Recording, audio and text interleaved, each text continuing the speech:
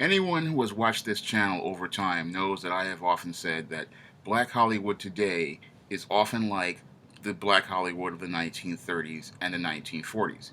And that point was pretty much proven by the way Chris Rock and these Afro American Negroes who live and work in Hollywood behaved at the 2016 Oscars. Now, these Negroes sat there talking about diversity, but then when you look at their actions, they pretty much went along with the party line. Now, back in the 1930s and the 1940s, black leaders and black people who were concerned about the image of African Americans came to the three leading performers in black Hollywood: your Bill Bojangles Robinson, your Hattie McDaniel, and your Stepin Fetchit. And they asked them to try to help change the image of black people. And what did Bill Bojangles Robinson, Hattie McDaniel, and Stepin Fetchit say? They pretty much said that the world isn't ready for that kind of change. And this is documented in history that this is what these Afro American Negroes said then. And then we fast forward to 2016, and by their actions, these Afro American Negro performers pretty much showed that they were just like the buck dancing, bojangling minstrels of the 1930s, towing the party line of their Hollywood slave masters.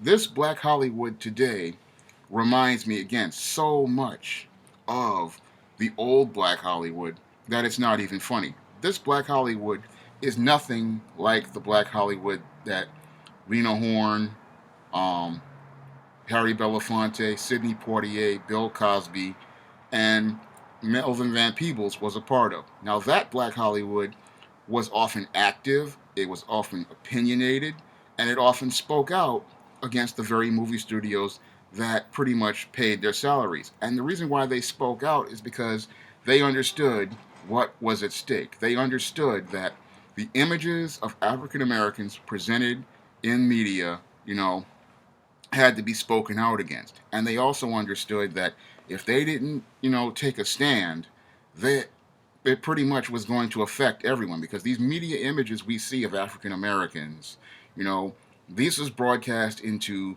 numerous TV screens, and children and adults imbibe these images and ideas, and they start seeing this image as the norm. So they understood what was at stake. So they understood that they had to be a part of the civil rights movement in hopes of improving the quality of life for African Americans across the country. But I look at today's, Black Hollywood, and they are just as mercenary as the Afro American Negroes of the 1930s, looking only out for themselves and only looking out to meet their needs. And they have no concern about the needs of others in the community. They have no sense of responsibility or obligation to others, with this media. They sit there and they talk about diversity, and they do this as a smokescreen. And the only reason why they're making these arguments about diversity is because they feel that they're not getting their little piece of the pie. When it comes down to these Negroes in Hollywood, what they really want is to get their easy Oscars and to get, easy movies for themselves. They're not thinking about the future of the African American community. They're not thinking about the future of African Americans in media. And that shows again through their actions. I have not seen any efforts by any of these Negroes in Black Hollywood to try to elevate younger performers, young talent, or to try to help, cultivate the next generation of performers. And even behind the camera, we're not seeing any efforts by these Negroes to help anyone, such as screenwriters or cameramen or anybody else, try to get their projects off the ground. When we look at the broader picture of the Afro American Negroes in Hollywood, all they're thinking about is maintaining their lifestyle at the expense of everybody else in the black community. As long as they remain on the top, they have no problem, stepping on people to the bottom. Because I look at, what the way they behaved at that 2016 Oscars, that pretty much showed me, a parallel to the picture of the 1930s. Because I remember a couple of weeks ago, I was watching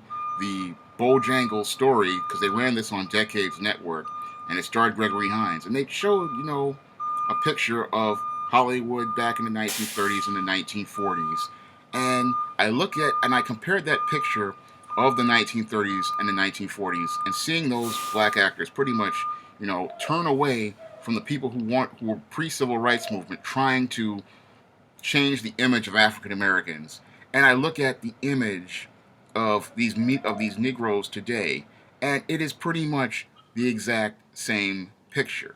And it's a shame that everything has regressed so badly in over 16 years regarding black entertainment. Because when I look at black Hollywood, it's clear to me that they are only out for themselves.